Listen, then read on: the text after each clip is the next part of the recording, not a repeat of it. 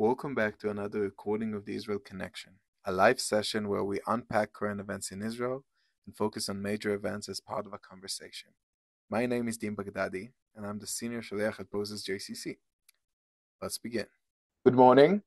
Welcome to another Israel update, talking about events happening in Israel in the past week and weekend. Maybe look at some stuff that's going to come up next week, starting with very unfortunate events. And it is another act of terror that we've seen in Israel. I know we were kind of like light and breezy in the conversation leading up to it, but it was a deadly weekend in Israel, marking two very severe events happening on Saturday and Sunday morning, with the marking of the 27th victim of terror for this year.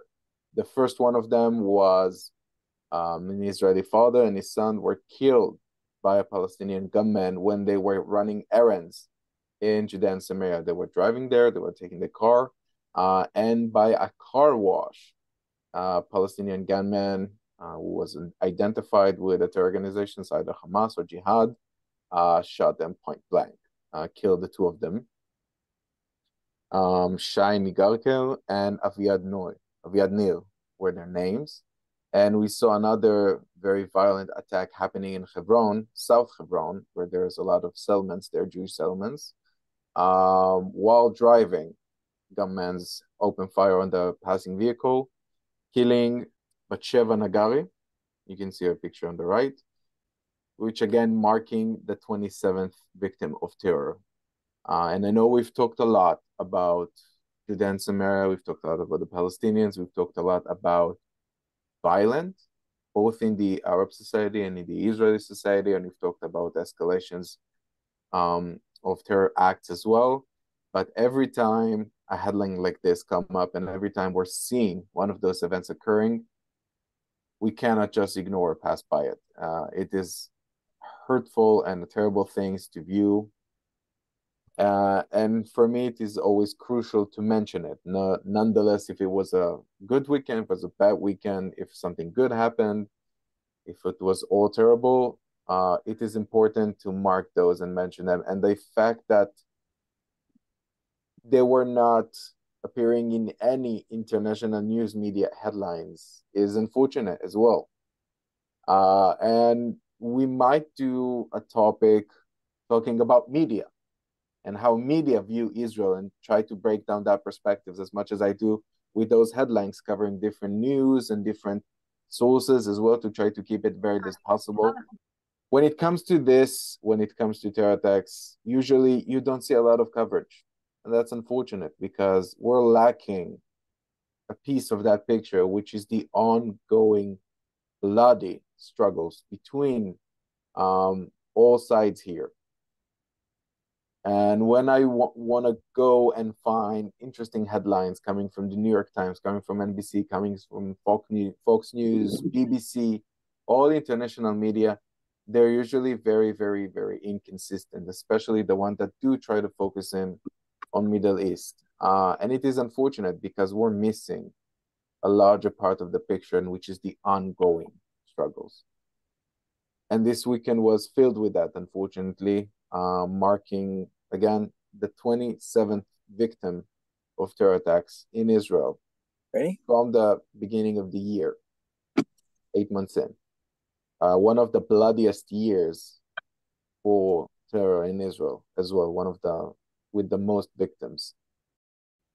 I do want to mention it. I do not want to dive in. I will let you all comment, react, ask questions, but it's just another unfortunate things that happen, and I cannot move on without mentioning it. So please go ahead if you have any questions, comments regarding to those unfortunate events that happened. Yeah, go ahead, Susan. Everything sounds horrible. Is it? Well, I mean, you must have family there, yes?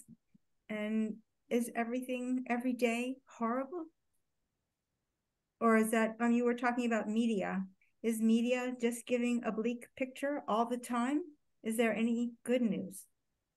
I mean, I know that you like to end on an upbeat, but I mean, in general, the media coverage, if that's what I'm understanding you're kind of getting to today, and media loves to cover bad news.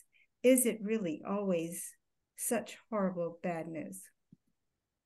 If your job is to give an Israel update every week and you want to go to scroll through media to make sure that you will reach the most kind of like controversial and talk topics, yes, it will be very depressing. It will be very sad because media addresses the most controversial things.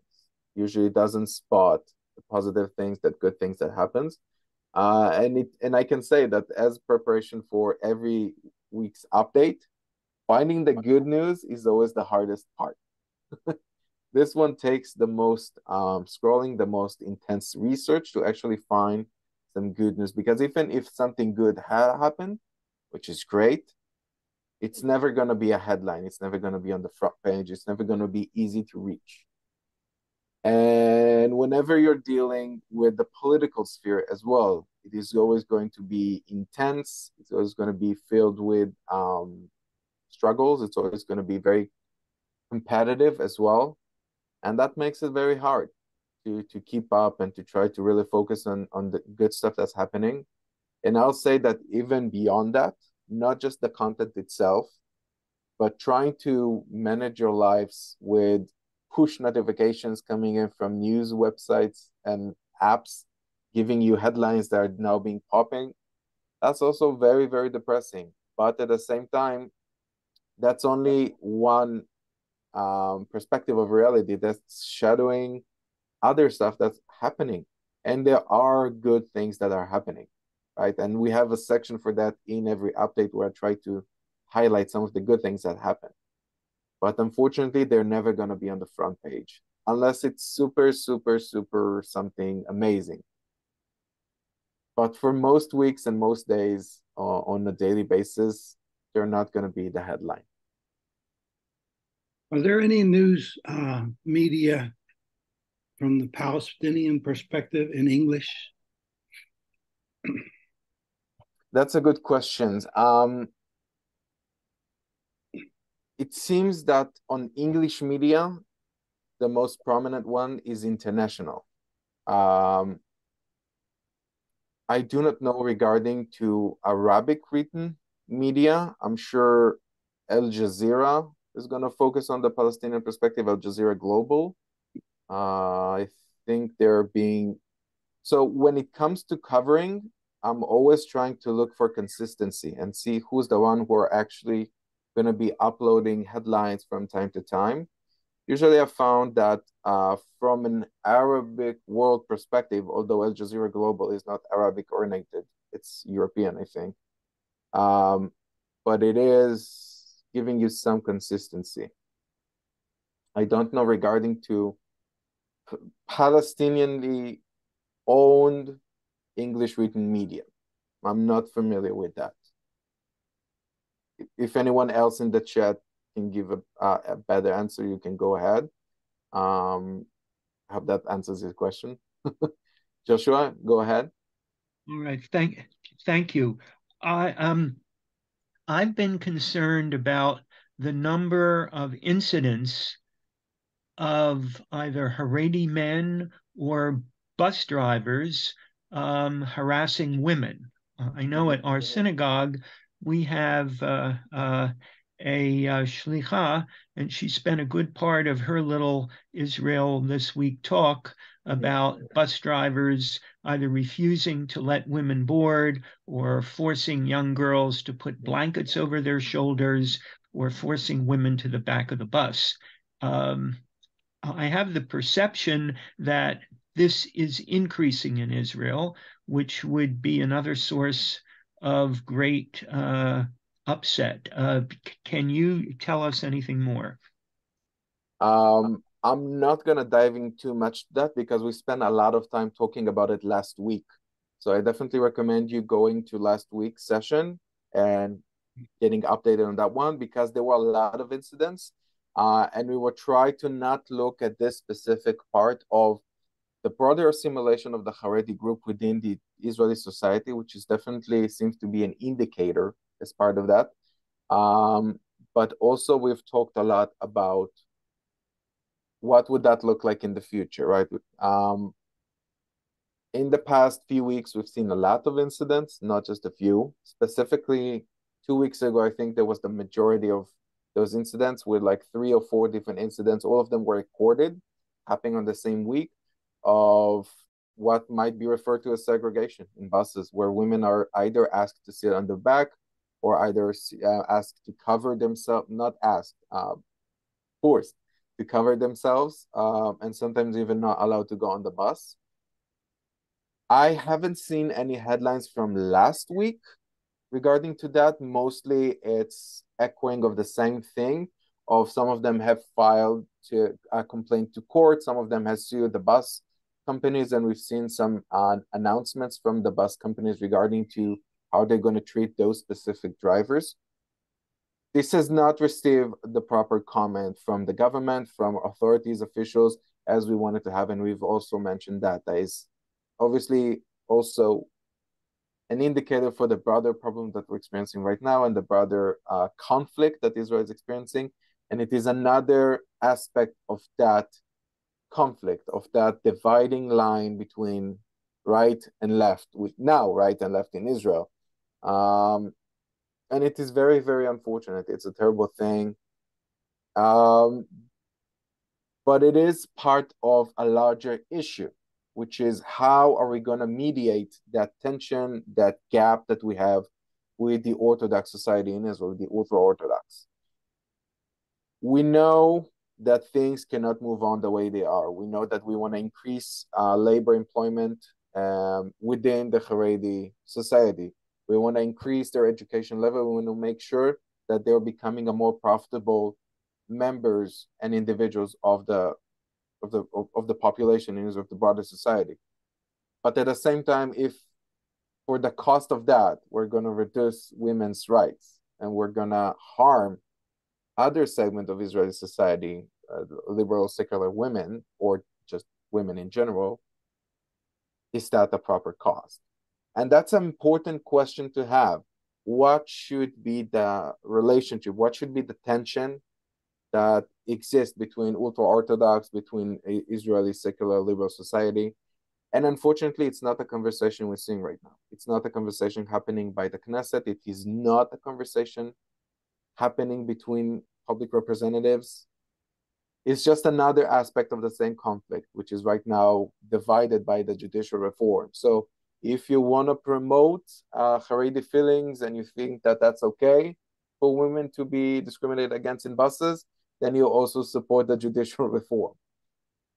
If you think that that's a bad thing, then you obviously think that the judicial reform is a terrible thing. And it all's kind of like align under the same lineage, which is eventually what's more important, the democratic or the Jewish nature of Israel. It is all aligning with the larger dispute, which is very, very alarming, because that creates, that is existing because of polarization, and it is becoming even worse and causing more polarization as part of it. It is a terrible chicken and the egg thing that I don't see a proper solution in the future. It will eventually has to be as part of proper enforcement of laws and equal laws happening that should be done in Israel, and unfortunately isn't. Enforcement is a very, very big problem in Israel nowadays that is just not being done for laws. So folks can feel like they do whatever they want to do. And if they don't want to allow a certain women to go on the buses, they simply can't.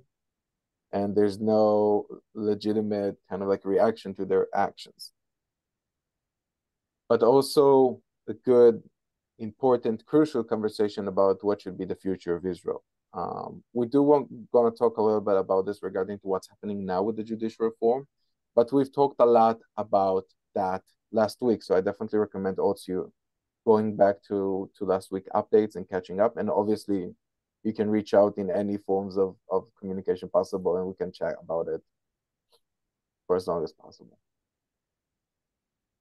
All right, moving on to the next headlines. Obviously, is the judicial reform, and we're going to try and catch up with where does it stand right now. Last time that we left it, we viewed the reasonableness bill, a correction to the basic law of legislation being passed by the Knesset, majority of 64-0. Opposition has boycotted that voting, leading to the passing of a basic law, a change to a basic law, which is the basic law of the judiciary reform. And the next step was debating of Supreme Court's discussion regarding to that change within the basic law. That's going to happen on September 12th. By the way, I'm going to be in Israel while that's happening, but we're going to leave that to the end of today's update. But at the moment, what it means is that on the one hand, we're going to have the government protecting eventually the coalition, protecting their right as the democratically elected majority to change any law possible, with the Supreme Court receiving complaints regarding to the reasonableness bill, saying that it is not a reasonable thing to legislate.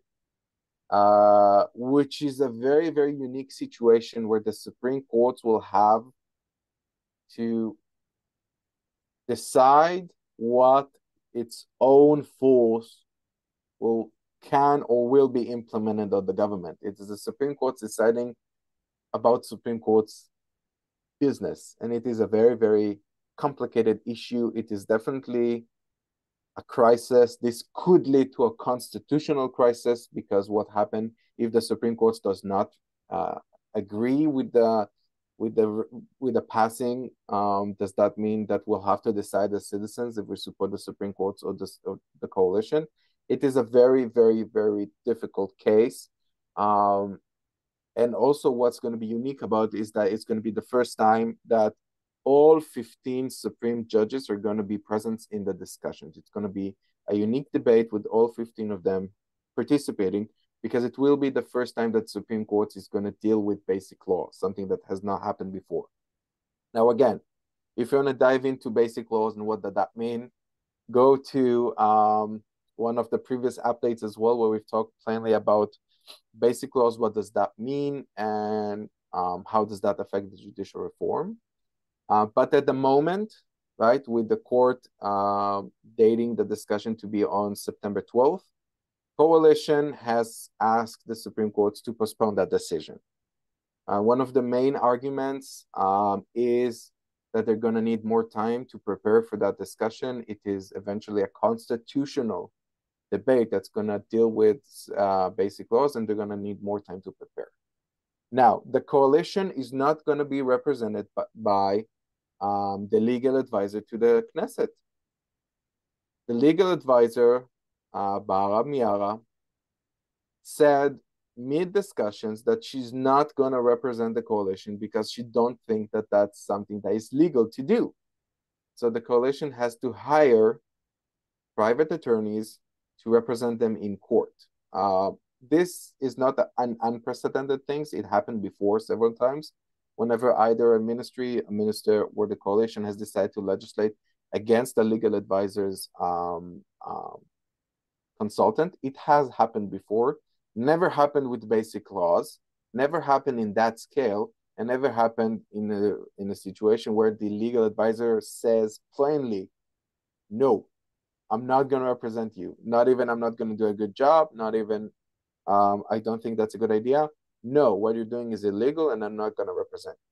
And that also shadows over that debate, because it's obviously going to be a very, very complicated one, as we just said. But there's another reason. Esther Chayut, the chairperson of the Supreme Court, the court's chief, is going to be retiring from her role a few days after the hearing. And Chayut is being known to be very, very prominent, relevant, and loud regarding to her objection to the reform. And the coalition definitely has an advantage if she will not be the one leading the discussion. the hearing. So there's obviously a lot of different moving parts that we're gonna just have to see how it will eventually be resolved. At the moment, Supreme Court is not willing to postpone the hearing, and it's still on September 12th. But until September 12th, we have a few weeks to go. Anything can happen. So we'll just have to keep up and see what's happening.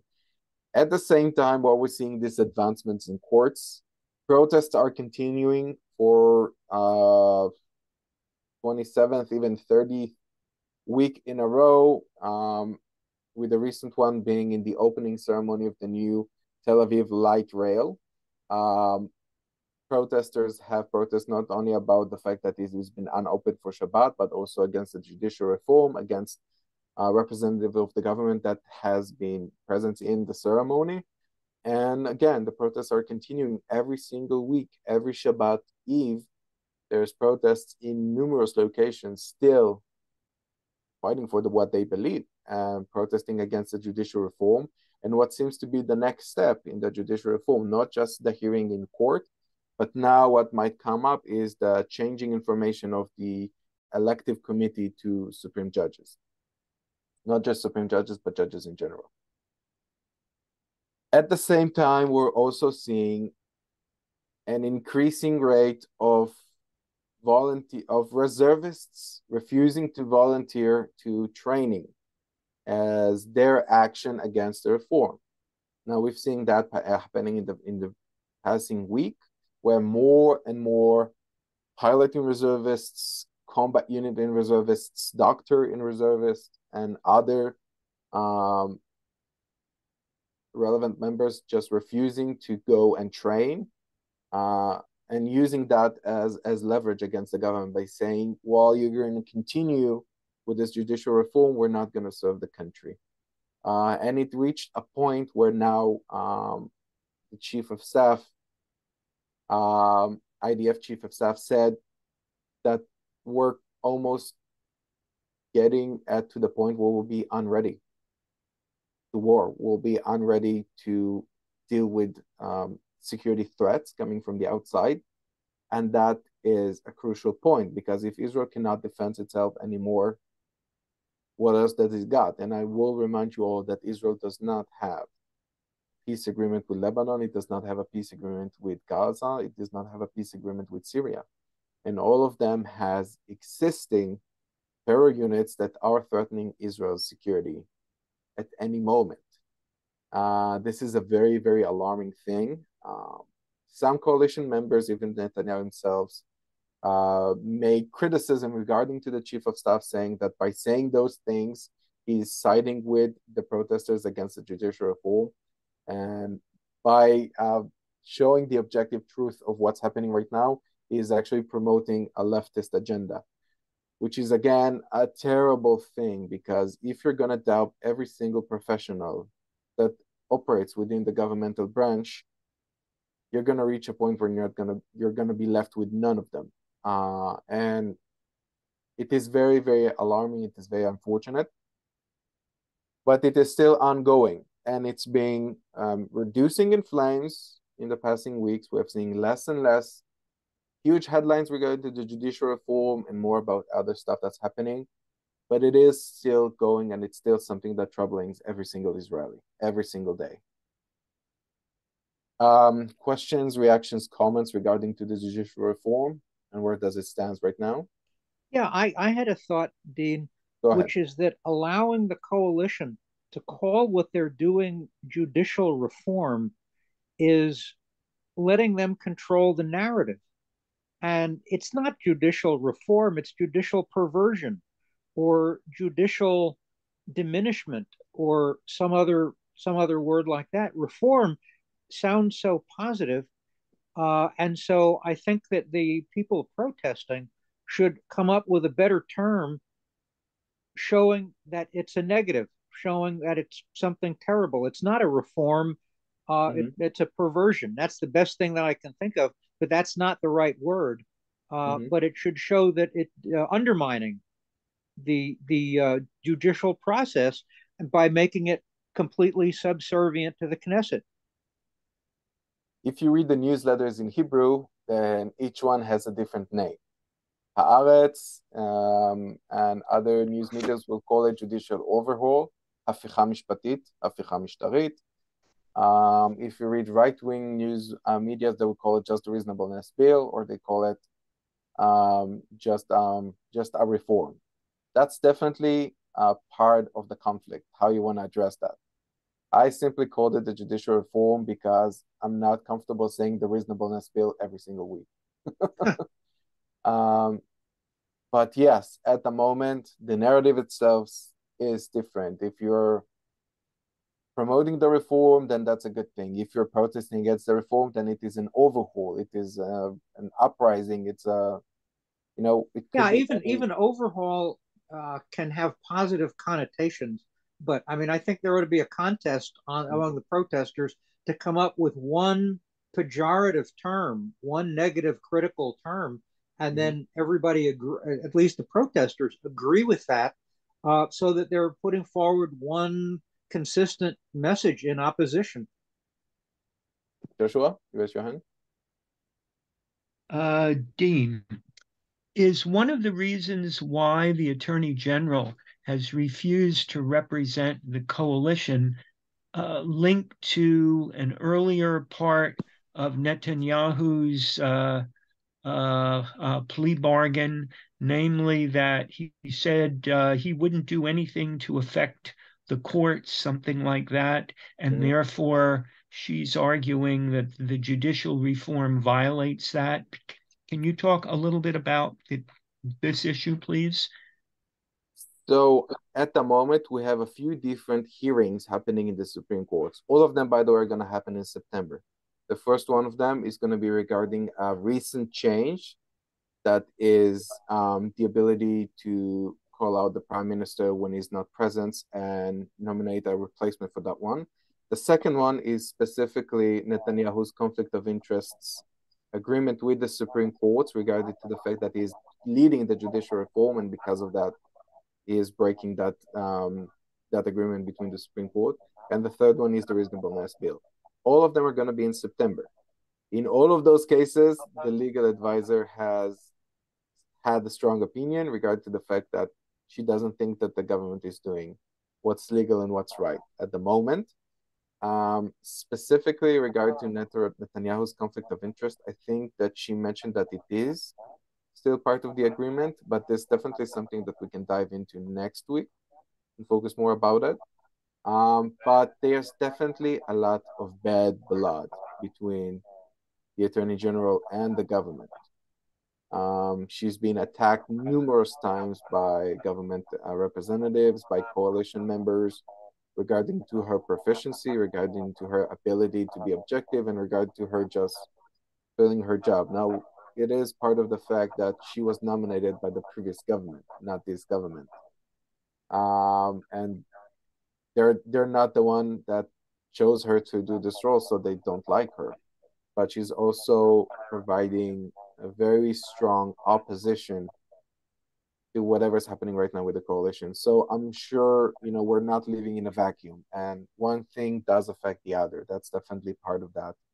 And I'm sure that her as an individual, right, combating all of those three things at the same time is definitely affecting her way to promote that. But I do still believe that she's acting out of the objectivity, or at least aspiring to be as objective as possible regarding to those things. Because if we don't trust professionals as part of the government, then without trust, democracy does not exist. So I do want to believe that she's still looking at each case individually and does her job as good as possible. But we don't know all the details, and that obviously each one of them is a complicated and a complex issue on its own. And with all pieced together, that's obviously gonna even makes that harder to understand. May I ask a follow-up? Does the Attorney General have a fixed term so that she stays in office for a certain period of time, as opposed to being appointed by whichever happens to be the current government? Yes. Attorney General and legal advisor, who's, by the way, serve the same role in Israel. That's a different conversation regarding whether or not that's a good or bad thing, but it's something that exists in other democracies as well. But it creates an inherent conflict of interest because you're both enabling and disabling the same. Yeah, never mind. That's another conversation. But yeah, it's a fixed term. I don't recall the exact time for that fixed term, but it is. And one of the main arguments that were against the passing of the reasonableness bill as part of the Judiciary Basic Law is the fact that eventually eliminating someone's term could then be reversed, could then be criticizing using the reasonableness bill, saying that this was an unreasonable thing to do. And with the passing of the reasonableness bill, one of the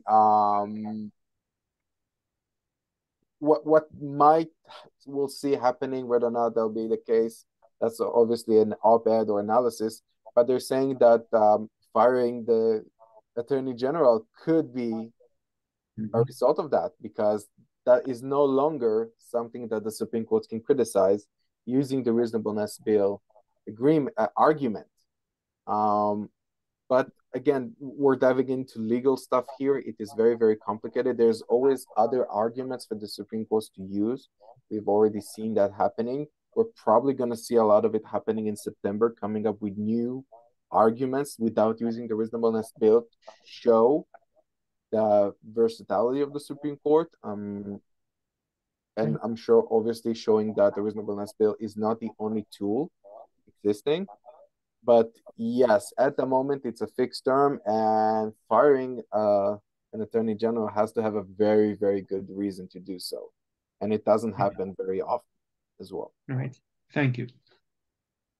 Dean, can I ask a question, please? I don't know how to raise my hand on this app. You can do it physically. That's also. Okay. I know this is a very minor consideration for the state of Israel, but do they consider tourism at all? And the effect all this news has on predominantly Jews all over America. Does that come into consideration at all? I think so. To think that it is not in consideration, I think will be a mistake. But whether or not it's rightfully estimated, that's a different thing. Like the amount of volume that it takes within the decision. I think that if they would listen more to the global jury, their decision was probably not going to be the same thing. But it is definitely something that is lacking for several years now in Israeli administration. We've definitely seen a lot of opposition coming from the global jury opposing to the reform. I know that specifically our federation has prompted something about it. We're might do something about it in October. Might be something interesting that's happening at the JCC as well. That's going to be very interesting regarding to that. But specifically tourism, not sure. I will say that we're going to have a very nice event with the Ministry of Tourism of Israel at the JCC.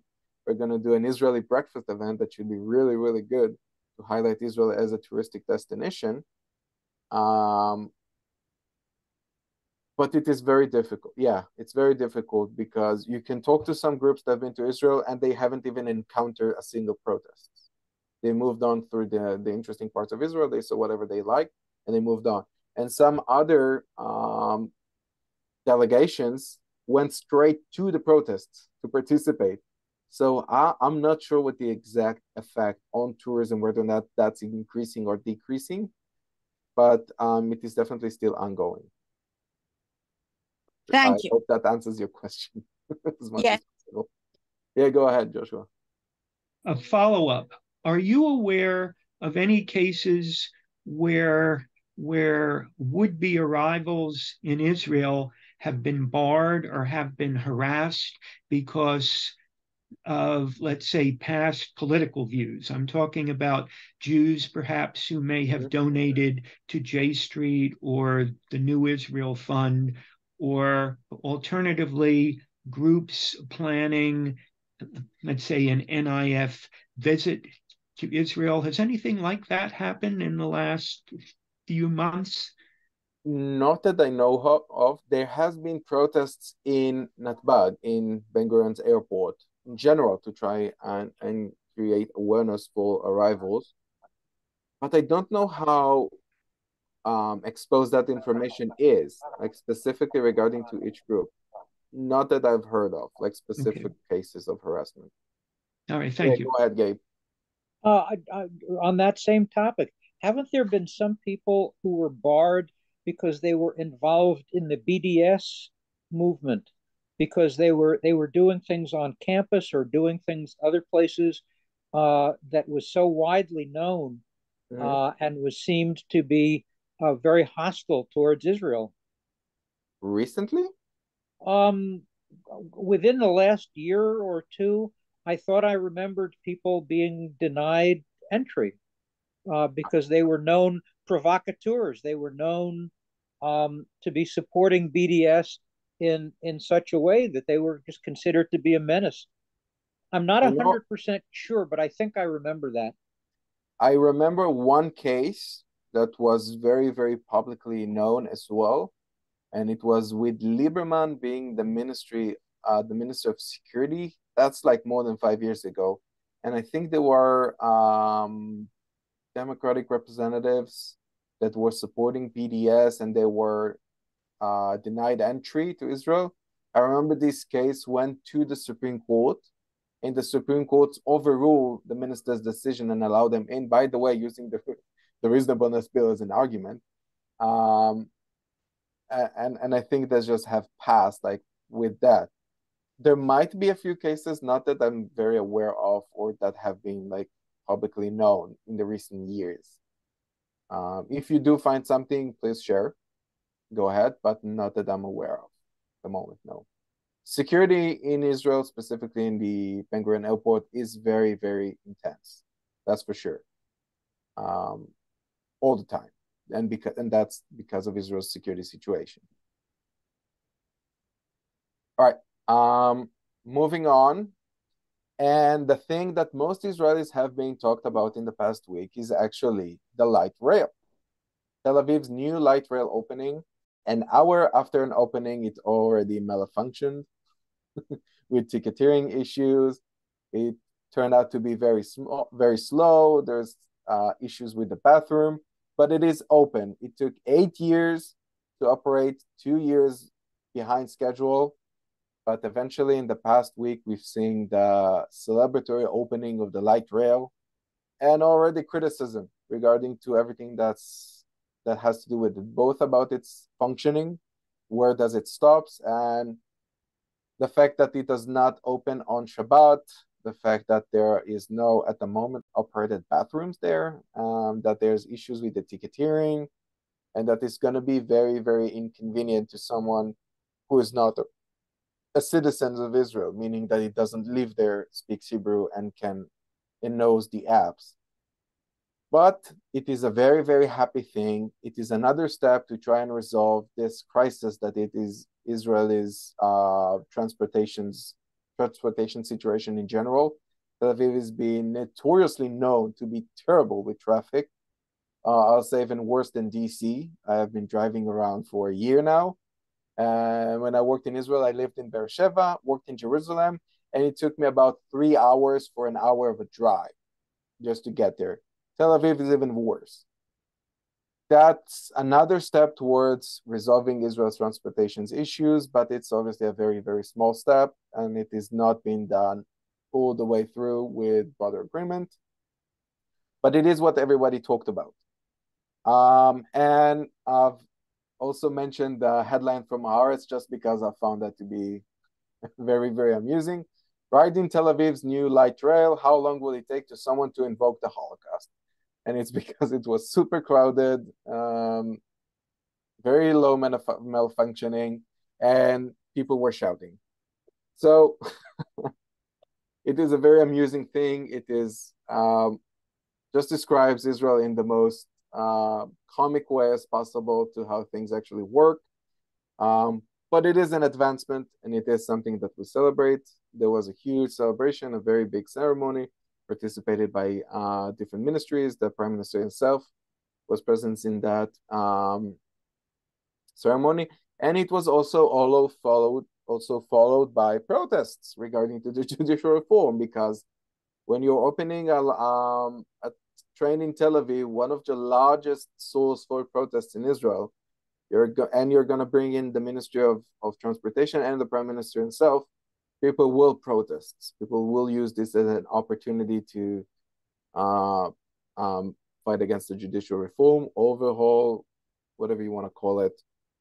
But yes, so an amusing comic and good thing that happened in Israel in the past week, and everyone talked about it, about how excited they were that it's finally happening after 8 years of horrible traffic in Tel Aviv, because they have to dug through, right? It's in some part of the rail is underground. They have to dug through main highways and main transportation route in Tel Aviv to build that. Hopefully, we'll see things getting better. But yeah, any questions? How long is the rail line? Is it just one line point to point, or is it multiple lines? I'm just curious, how many miles, how many stations? I don't know it in kilometers, much not in miles. The length of the transportation. At the moment, it's the red line that is happening, one of a few lines that eventually will be the light rail system. There's still ongoing works on the other ones, but yeah, at the moment, it's the first line that's opening up, the red line. That's the same way they opened the DC Metro, a little bit in the middle of downtown, and then year by year it grew out into the suburbs. Hopefully that'll be the case in Israel as well, resolving some of its transportation issues and creating a viable metro system that will eventually connect all different parts in the center of Israel, reducing the stress from Israel Railways, the main rail that it is now also serving as a metro system to Tel Aviv. Anyway, we can dive into that matter as well for decades. And this is a very, very irritating things for Israeli. Right now, the most troubling things an Israeli can think about is cost of living, transportation, and then you'll go on to security and eventually the democratic nature of Israel. First off, it's cost of living and transportation. At the moment, both of them suck. So we might see some improvement in the future. At the moment, this is a bright step towards a much better solution. And obviously, with the political situation, it always becomes another aspect of the same further thing. And moving on to the next thing, I always try to mention good things that happen as we open up with this session. The first one is that an Israeli woman, Shachar Tibi, won gold and silver medal at windsurfing in the World Championship, making her another gold medalist for Israeli team in the global championship happening in the Netherlands. She won at windsurfing category. And again, as we mentioned earlier, not very well covered, not in Israel media, nevertheless in global media as well.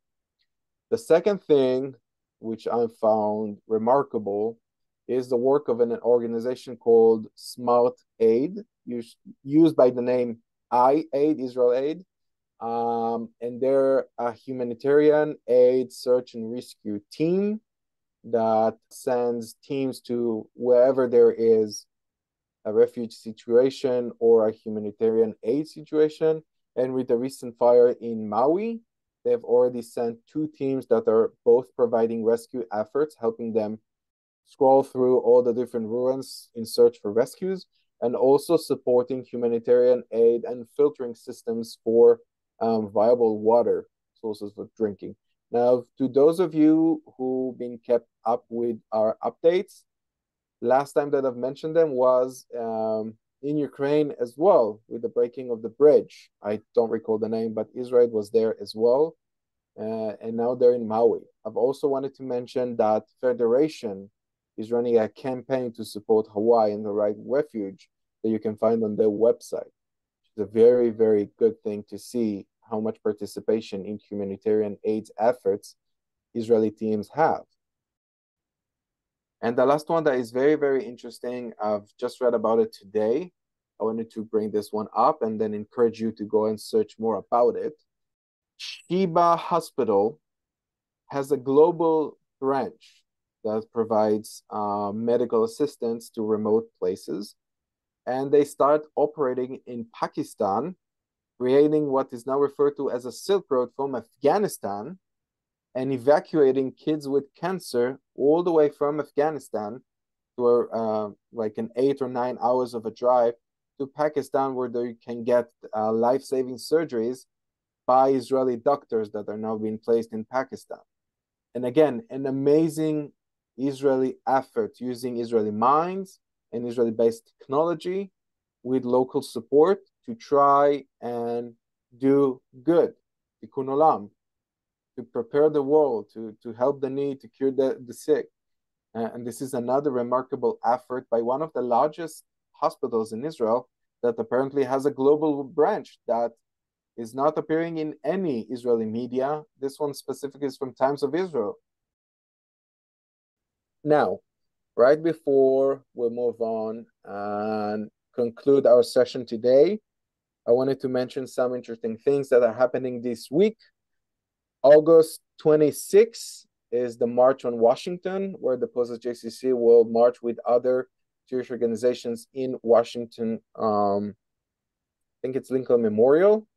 You can find more information about it at the JCC's website. August 26th, we're going to partner with many other Jewish organizations. It's going to be a very, very interesting event.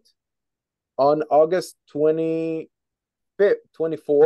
we're going to have a Zoom session where I will show you how to make desserts out of potatoes. I'm going to be making my grandma's recipes for gombots, Hungarian dumplings, that are a dessert using a potato dough. You are all more than welcome to join in. August 25th. No, that's August 24th, sorry. And August 25th, if you have not already buy your tickets to Golda, coming up on theaters, it's going to be screening on August 25th in Cinema Art in Tyson's Corner, I believe. So again, August 24th, cooking session, making gombots. August 25th, we've got Golda on screen, and August 26th is the March on Washington. A lot of good stuff that are happening this week, and I encourage you to go and see if you're interested and participate. And apart from that, there will be a lot less update sessions in September because I'm going to be in Israel. I'm going to visit family with Rotem, my wife. We're going to spend the holidays there, the high holidays. So there will not be a session on September 4th, 11th, and 25th. I am going to do a special Israel update from Israel on September 18th. And I think that will be a very, very interesting one as well. With that, a lot of good stuff waiting for us in September, a lot of complex situation as well.